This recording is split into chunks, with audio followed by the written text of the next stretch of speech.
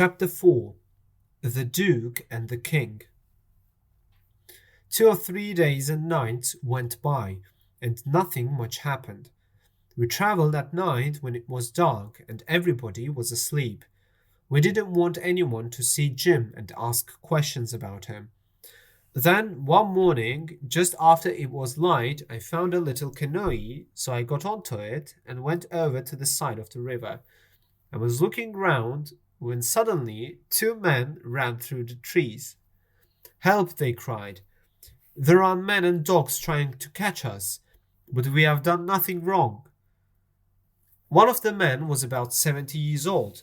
The other was about 30, and they both had very old dirty clothes. I said they could come with me, and we ran quickly back to the canoe. Back on the raft, we talked for a time, and then the young man said, "My friends, I think I can tell you my secret now.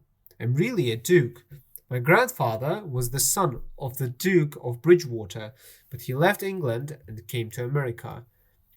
When the old duke died, my grandfather's younger brother stole everything and made himself the Duke of Bridgewater. Well, of course, we were all unhappy for our friend the Duke, but he said, 'I'll be happier if you do things for me. Bring me my dinner.'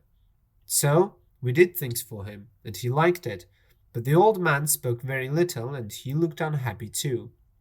After a time he said, 'You know, Bridgewater, I too have a secret,' and he began to cry. 'What do you mean?' the Duke asked. 'What's your secret?' And then the old man told us that he was really the first son of the King of France. He asked us all to go down on one knee when we spoke to him. We could call him Your Majesty too. So that was what we did, and they were both happy. Of course, I knew that they weren't really a duke and a king, but I didn't tell Jim. It's best if everybody's happy when you are living together on a raft. The king and the duke were very interested in Jim. Is he a slave? They wanted to know. Is he running away? I had to tell them something.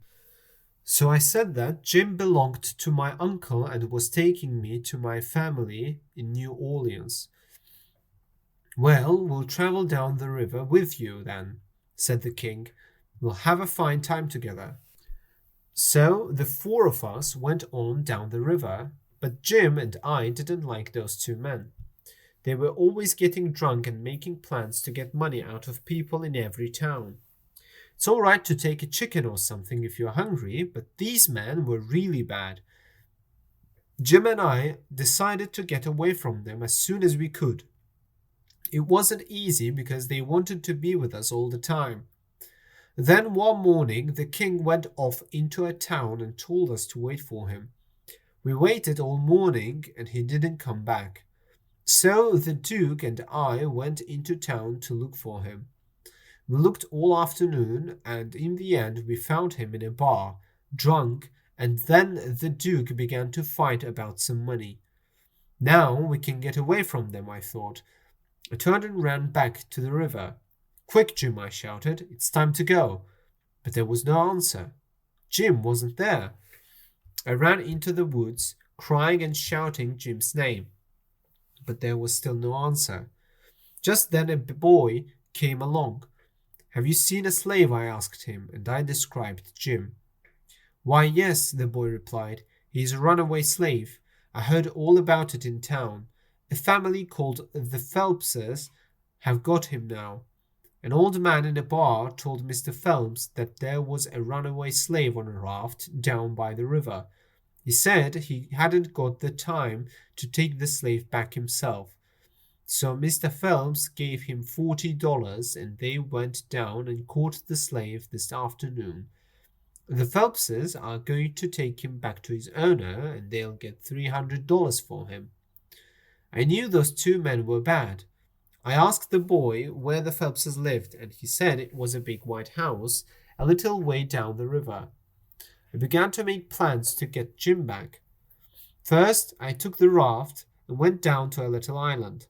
I hid the raft under the trees and lay down to sleep. Before it was light, I went off down the river in the canoe. When I thought I was near the Phelpses' place, I stopped. got out of the canoe, and went up to the house. Suddenly, a lot of dogs ran out. They came from everywhere, and they made terrible noise. A woman about 50 years old ran out of the house with some little children behind her. She was smiling all over her face, and she took me by the hands and cried, "It's you at last, isn't it?" I didn't stop to think. "Yes, ma'am," I said. "Well, what took you so long? We thought you were coming 2 days ago. Your uncle Siler goes to the town every day to meet you. He's there now, but he'll be back soon."